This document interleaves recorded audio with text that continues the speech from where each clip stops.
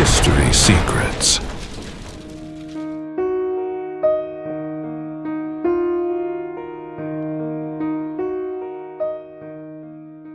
Perhaps you are wondering how the earliest Christians imagined the final destiny of the soul, long before popular descriptions of heaven and hell became established. There were ancient texts that presented deeply symbolic, intense, and sometimes unsettling visions. Among these texts, one stands out for the strength of its images and the clarity of its scenes, the so-called Apocalypse of Peter. But what exactly does this document reveal? And why over time was it set aside from the texts considered canonical? To understand this, we need to return to the early centuries of Christianity, a period marked by a diversity of beliefs, interpretations, and writings. Not all the texts circulating among Christian communities were included in the New Testament. Some were preserved only as testimonies of ancient traditions. Others disappeared almost completely. The Apocalypse of Peter emerges in that context. Attributed to the Apostle Peter, one of the central figures of early Christianity, the text presents a vision revealed directly to him, a vision that describes in detail the fate of souls after death. But there is a little-known detail. For some time, this text was widely read and respected by early Christian communities. Some even considered it close to inspired writing. However, during the process of forming the biblical canon, it was set aside, not because of a lack of impact, but possibly because of its content. To understand this, we need to observe the very structure of the vision. The text describes two distinct destinies, one for the righteous, another for the unrighteous. And it is here that the narrative intensifies, because, unlike more symbolic descriptions found in texts such as Revelation, chapter 21, verse 4, where comfort and the absence of pain are described, the Apocalypse of Peter immerses itself in vivid images of reward and punishment. In the vision presented, Peter is guided by a divine revelation. He first contemplates the destiny of the righteous, a place described with intense light, purity, and serenity. The souls there seem to live in harmony, free from suffering. But it is when the vision turns toward the other destiny that the text reveals its most striking nature. Hell, something there, was not only symbolic, it seemed intentionally graphic. The punishments described in the Apocalypse of Peter are specific, detailed, and directly associated with actions committed in life. To understand this, we need to consider a central idea present in the text: justice as correspondence. That is, each action generates a proportional consequence.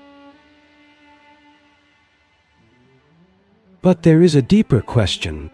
Are these images literal or symbolic?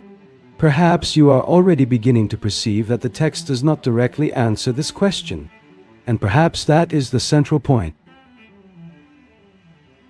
Because the Apocalypse of Peter does not seem interested only in describing the afterlife. It seems interested in provoking reflection in the present, and that completely changes the way we interpret its images. If the punishments are symbolic, then they represent internal states. If they are literal, they represent direct divine justice.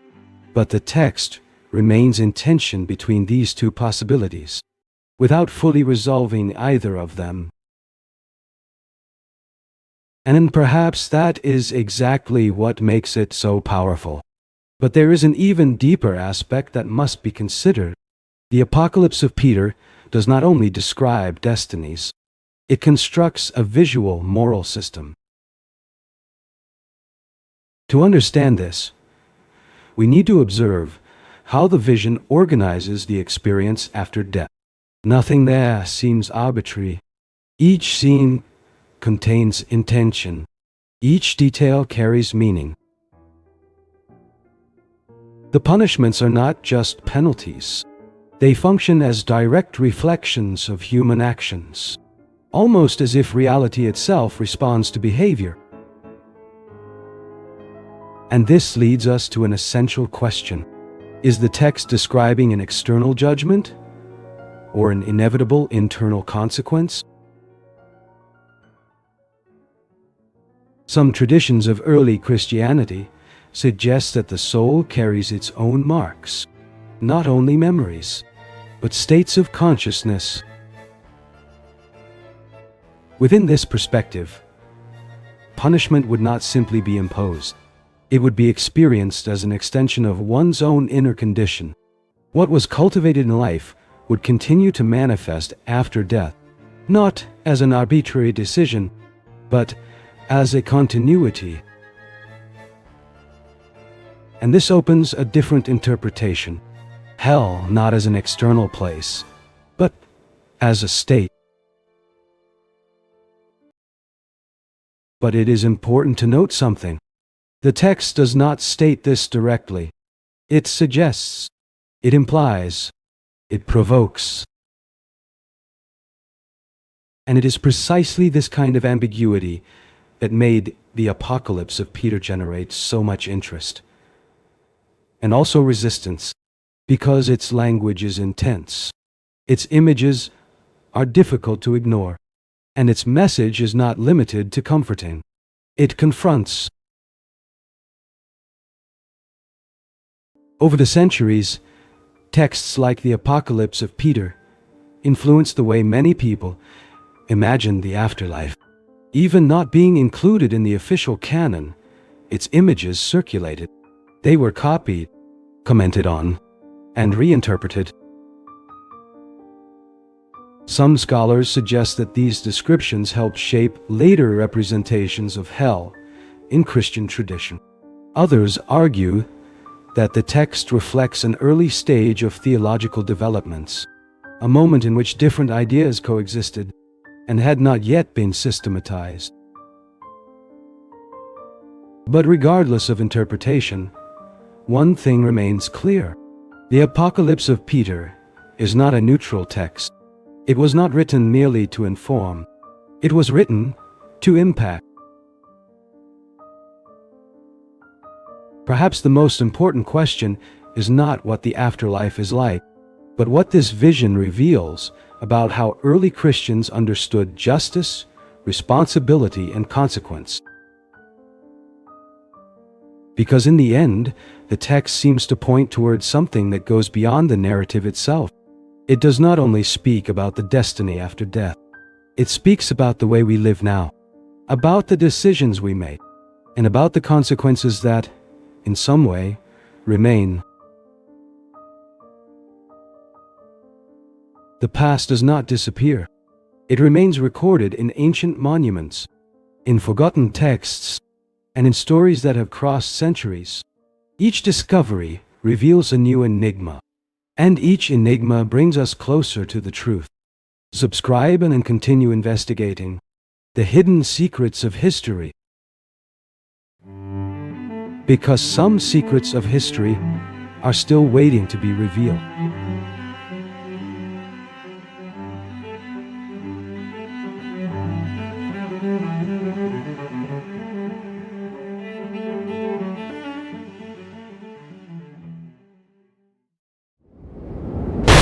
History Secrets.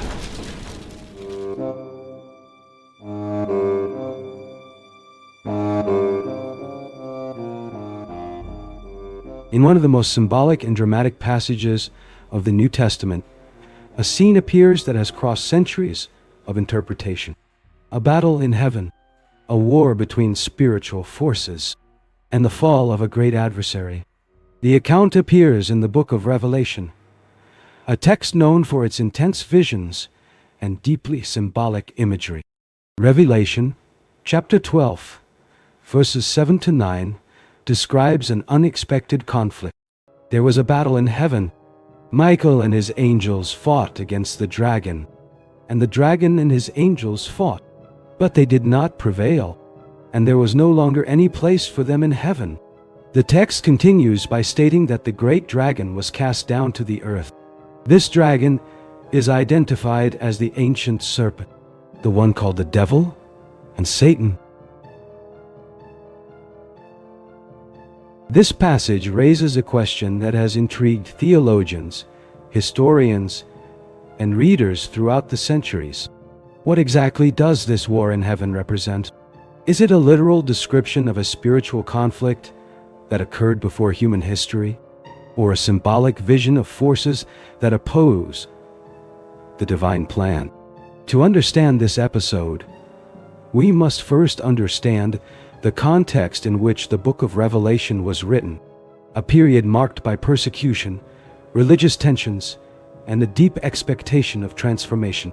To understand the vision of the war in heaven described in Revelation, it is important to observe who the author of this book was and under what circumstances he wrote.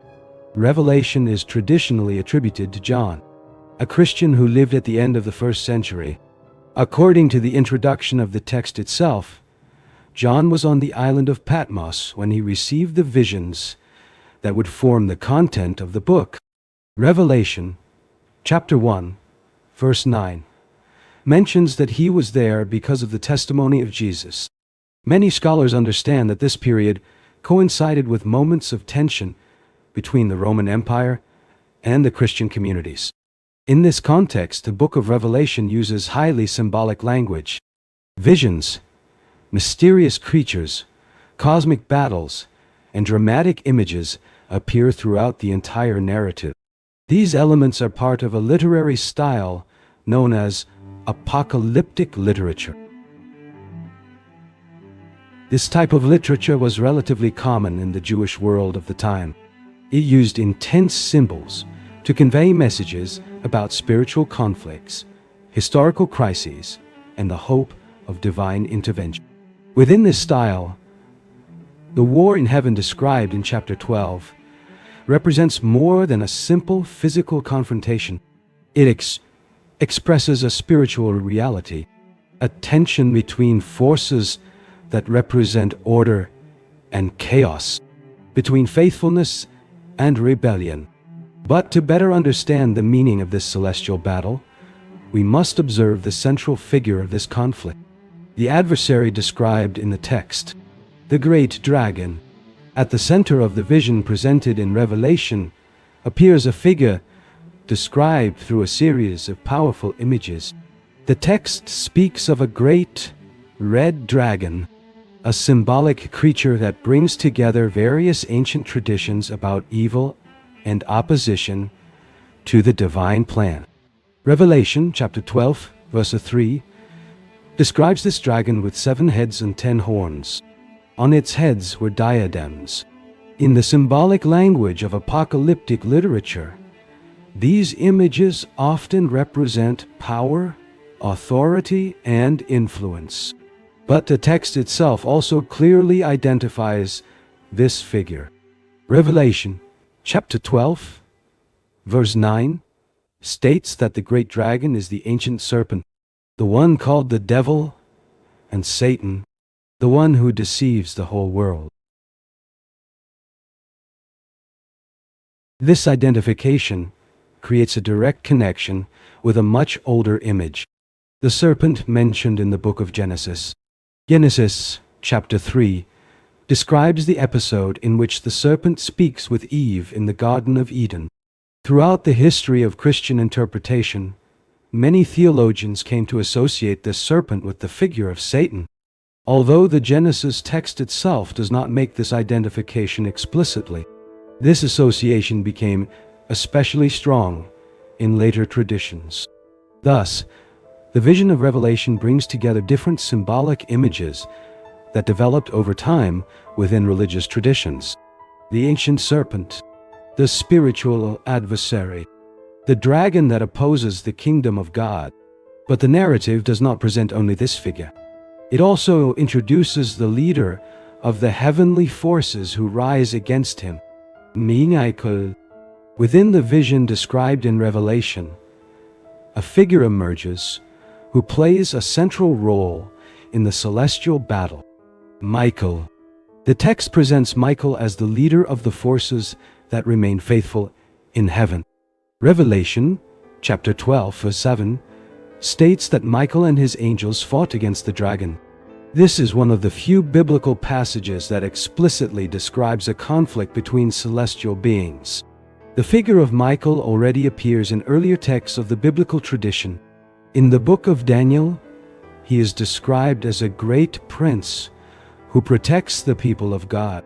Daniel, chapter 10, verse 13, mentions Michael as one of the chief heavenly princes. Later, Daniel, chapter 12, verse 1, presents him as the guardian who rises in times of great distress. These references indicate that Michael was seen as an important figure within the celestial hierarchy, a defender, a protector, someone associated with divine order. When Revelation describes Michael leading the angels against the dragon, it draws upon this tradition. The conflict presented in the text is not merely a physical battle. It represents the opposition between two spiritual forces. On one side, those who remain aligned with the divine purpose. On the other, those who rebel against that order. This idea of a celestial rebellion also appears in other ancient religious traditions, but its most well-known form within the Christian tradition was constructed from the combination of several biblical texts and later interpretation. The idea of a rebellion among the angels does not appear in a fully detailed way in a single biblical text. Instead, it developed over time through the combined reading of different passages. One of these passages, frequently associated with this tradition, appears in the book of Isaiah. Isaiah, chapter 14, verse 12, contains a phrase that became very well known. How you have fallen from heaven, O morning star, son of the dawn. You have been cast down to the earth. This passage originally forms part of a discourse directed at the king of Babylon. In the historical context of the book, the text appears to be a metaphor about the fall of a powerful ruler who had exalted himself excessively. But throughout later Christian tradition, many interpreters began to associate this image with the fall of Satan. The expression morning star was translated into Latin as Lucifer. This word means bearer of light. Thus arose the idea that Lucifer had originally been an exalted being among the angels, someone who rebelled against God and was ultimately cast out of heaven. It is important to note that this interpretation is not explicitly developed in the text of Isaiah. It was constructed later through the combination of different traditions and theological readings.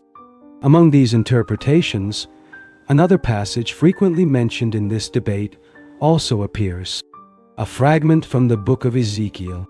Another passage often associated with the idea of the fall of a celestial being appears in the book of Ezekiel. Ezekiel, chapter 28, presents a discourse directed at the king of Tyre. In this text, the ruler is described using extraordinary imagery.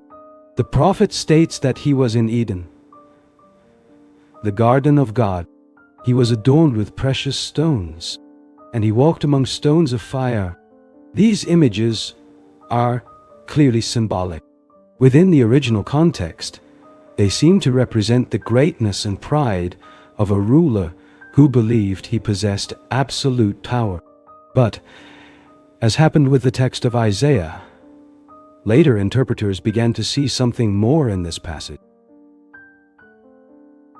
Some theologians saw in this description a possible indirect reference to a spiritual being who had exalted himself. someone who occupied a high position, but who was eventually cast down because of his pride.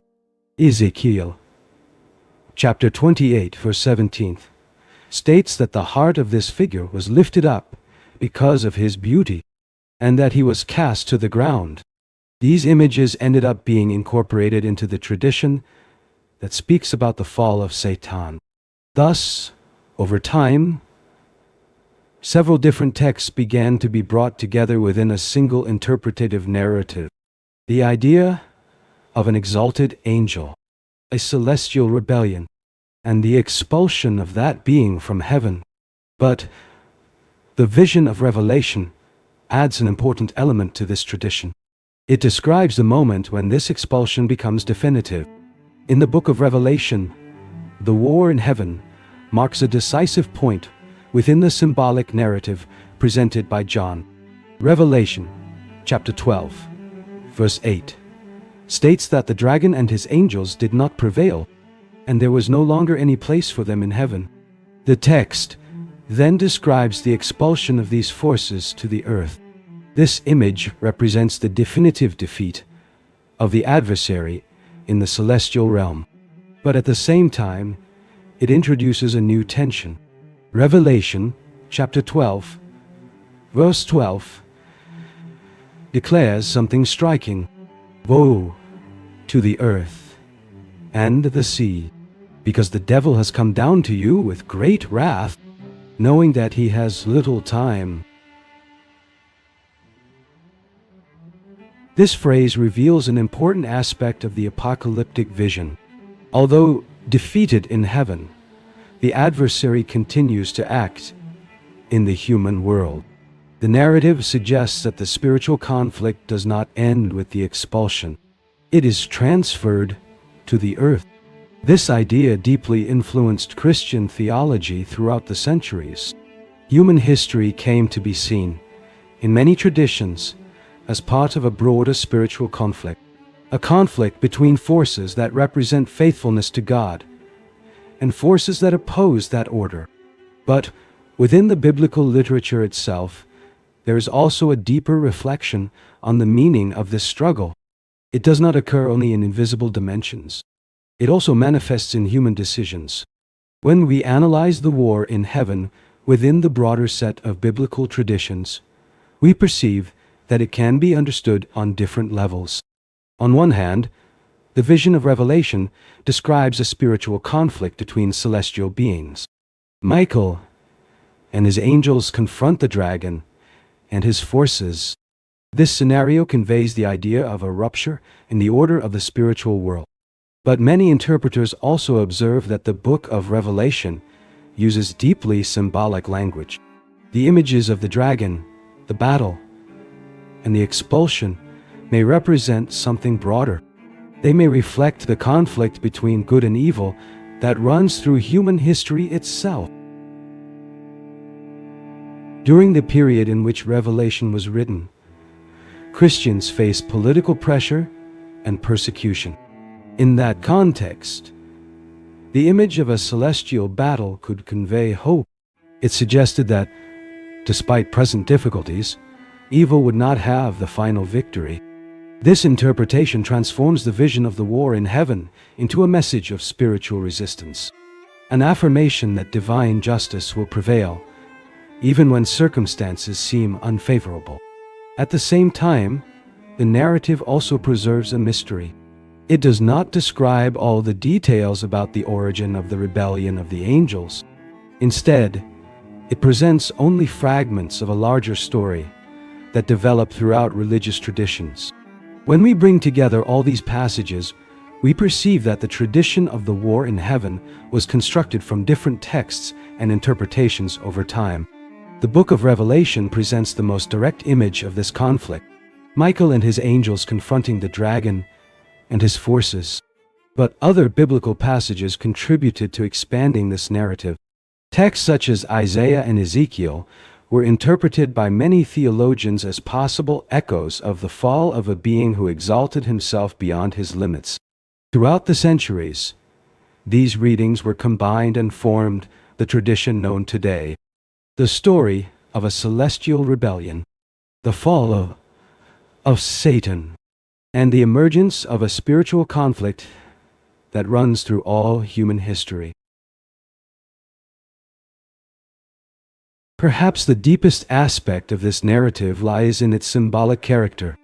It does not speak only of angels or of distant events in the spiritual world. It also reflects a reality that manifests within human experience itself. The tension between pride and humility, between faithfulness and rebellion, between destruction and restoration. These themes appear repeatedly throughout biblical traditions, and they continue to provoke reflection even today.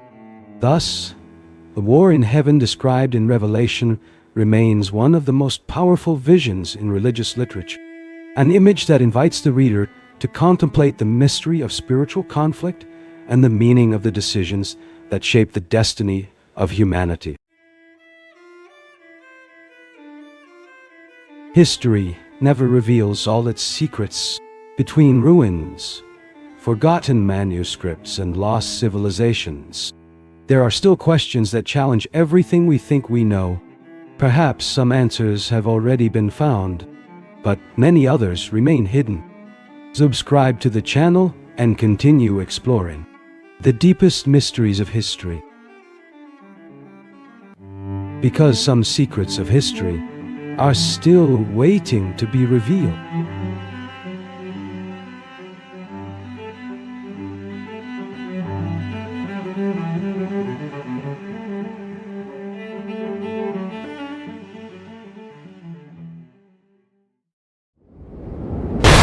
History secrets.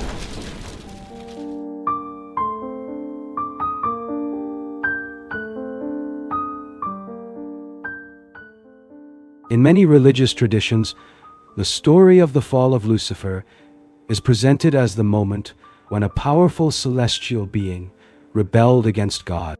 According to this widely known narrative, Lucifer would have been an angel of great beauty and authority, but his pride led him to desire a higher position.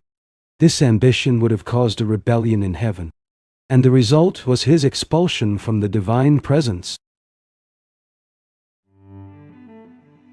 Interestingly, when we return to the oldest biblical texts, we notice something surprising. The complete story of the fall of Lucifer does not appear in a single direct account. Instead, it was built over time from the interpretation of different passages scattered throughout the Bible. These passages belong to different books, prophets, apocalyptic texts, and later, theological traditions. To understand how this narrative was formed, we need to begin with one of the most well-known passages associated with this tradition. A fragment from the book of Isaiah, the passage most frequently associated with the fall of Lucifer, appears in the book of Isaiah. Isaiah chapter 14 verse 12 contains a phrase that would become extremely famous throughout history. "How you have fallen from heaven, O morning star, son of the dawn. You have been cast down to the earth, you who weakened the nations."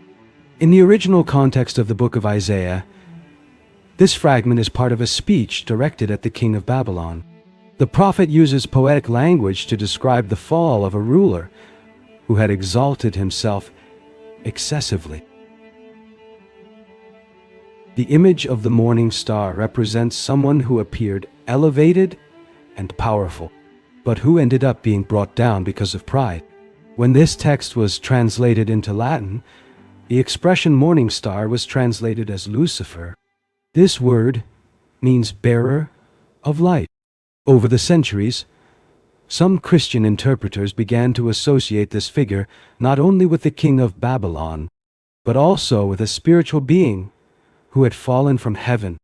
Thus, the passage in Isaiah came to be read as a possible symbolic reference to the fall of Satan. This interpretation would become extremely influential in later tradition. But it is not the only biblical passage that contributed to this narrative. Another image, frequently related to this theme, appears in the book of Ezekiel. Another passage frequently associated with the tradition of the fall of a celestial being appears in the book of Ezekiel. Ezekiel, chapter 28, presents a speech directed at the king of Tyre. Just as in the book of Isaiah, the prophet uses highly symbolic language to describe the arrogance and the fall of a powerful ruler. The text states that this character was in Eden, the garden of God. He was adorned with precious stones and walked among stones of fire. Ezekiel, chapter 28, verses 14 and 15, describes this character as a guardian cherub, someone who had been placed in an elevated position. But the text states that his corruption began because of pride.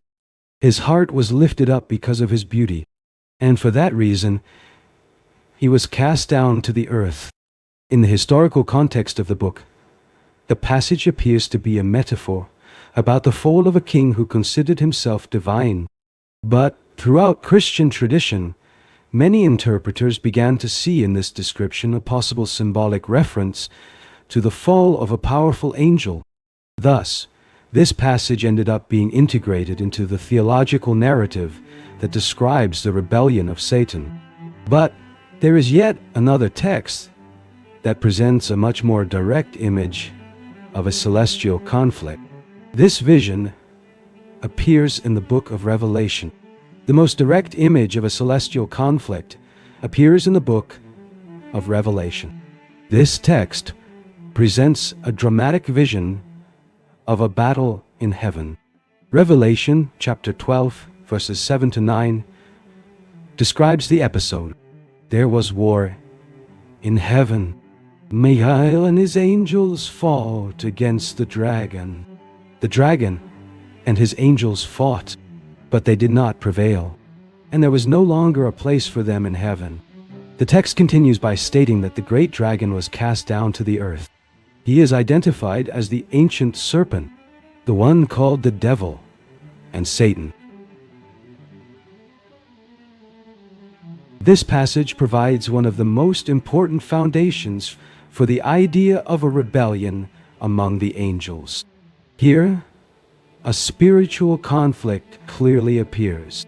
On one side, Michael and his angels. On the other, the dragon and his forces. Throughout Christian tradition, many interpreters began to associate this dragon with the figure previously identified as Lucifer. Thus, different biblical texts began to be brought together within a single interpretative narrative. Isaiah describing the fall of a morning star, Ezekiel speaking of a cherub who was cast down to the earth, and Revelation presenting a celestial battle. But some ancient traditions expanded this story even further. They appear in texts preserved outside the traditional biblical canon. Among the ancient texts that expand the narrative about the fall of celestial beings, one of the most well-known is the Book of Enoch. This manuscript was written during the Second Temple period and preserves traditions that circulated among ancient Jewish communities. Within this text appears a detailed story about a group of angels called the Watchers. According to the narrative, these angels descended to the earth and chose to live among human beings. They took women from among the daughters of men and transmitted knowledge that previously belonged only to the celestial world. Among these angels appears a character named Azazel. The text states that he taught men how to make weapons, swords, shields, and other instruments of war. Other watchers are said to have taught astrology, enchantments, and different kinds of hidden knowledge.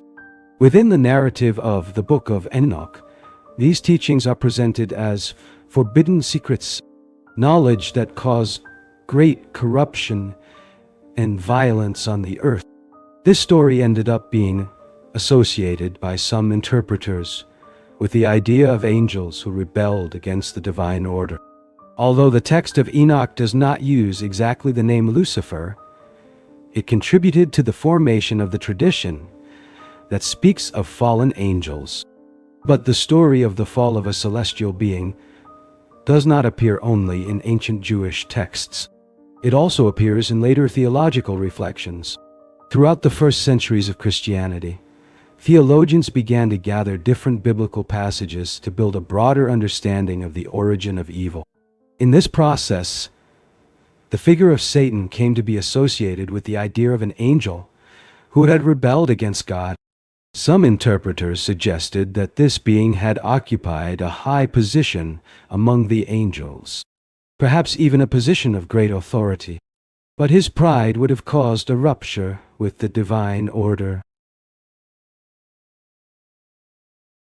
This interpretation appears in several theological writings of the early centuries. Christian authors sought to explain how evil could exist within a creation considered good. The idea of a rebellion among the angels offered a possible answer. Evil would not have been created directly by God. It would have arisen from the free choice of a being who decided to depart from the divine order. Within this tradition, the fall of Lucifer came to symbolize the danger of pride, the moment when an elevated being attempts to exceed the limits of his own nature. But even with these interpretations, the biblical texts remain relatively discreet about the details of this event. They present images and symbols, but leave wide space for reflection and interpretation. When we analyze the biblical traditions and ancient texts together, we realize that the narrative of the fall of Lucifer did not arise from a single detailed account. It was gradually built from several images and interpretations. The morning star that falls in the book of Isaiah, the cherub who is cast down to the earth in the book of Ezekiel, the war in heaven described in Revelation, and the stories about angels who became corrupted in texts such as the book of Enoch. Over the centuries, these images were brought together within a single theological tradition. Thus emerged the narrative known today, the story of an angel who exalted himself, a rebellion in heaven, and the expulsion of an adversary who would become a symbol of evil. But many modern scholars observe that biblical texts frequently use symbolic language. These passages may reflect reflections on power, pride, and downfall, themes that appear repeatedly in religious traditions. Thus, the figure of Lucifer remains situated between history, interpretation, and symbolism, a narrative constructed over time from different texts and spiritual traditions. Perhaps the most interesting aspect of the story of the fall of Lucifer is the way it has passed through centuries of religious tradition and theological reflection. Even being built from different texts and interpretations, this narrative became one of the most well-known images associated with the origin of evil. It appears in sermons, in theological treatises, in works of art, and in countless literary narratives throughout history. The idea of an elevated being who falls because of pride became a powerful symbol. It represents the danger of excessive ambition, the rupture with the divine order, and the consequences of surpassing established limits. These themes appear repeatedly, not only in religious traditions, but also in philosophy and literature. Thus, the figure of Lucifer came to acquire a meaning that goes beyond a simple character. It became a metaphor about the nature of power, freedom, and responsibility, an image that continues to provoke reflection on the origins of evil and on the limits between light and darkness within human experience itself. Throughout this documentary, we explored evidence, accounts, and discoveries that attempt to explain this historical event. But one question remains unanswered. If everything happened exactly as we believe, then why are there so many contradictory records? Why do certain details seem to have disappeared from official history? Perhaps because this mystery has not yet been fully resolved. And perhaps there are still clues waiting to be discovered. Because some secrets of history are still waiting to be revealed.